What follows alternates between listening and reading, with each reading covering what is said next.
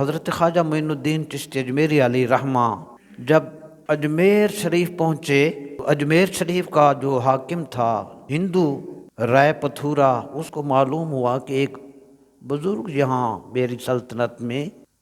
آیا ہے اور اس کی طرف لوگ کثرت کے ساتھ کے حلقے میں بیٹھ رہے ہیں، اور بس یہ چیز ان حکمرانوں کے دل میں بہت سخت کھٹکتی ہے، ہمارے ہوتے ہوئے یہ کون؟ کیبنٹ آس پاس کے لوگ ہوتے ہیں، پھر وہ مزید کان بھرتے ہیں۔ اس نے آپ کو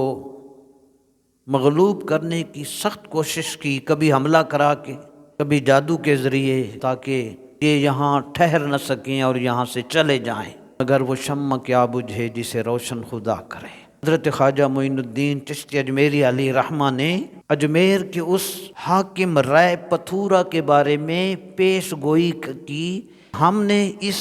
راجہ کو زندہ حالت میں مسلمان مجاہدین کے ہاتھوں میں دے دیا۔ قل اللہم مالک الملک، اے اللہ تو ہی کائنات کا اصل مالک، تؤتی الملک من تشاء،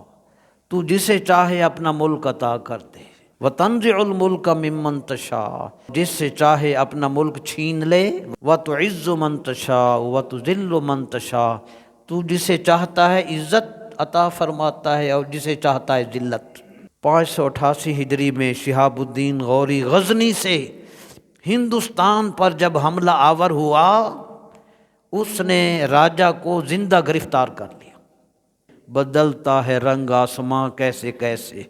زمیں کھا گئی آسماں کیسے کیسے۔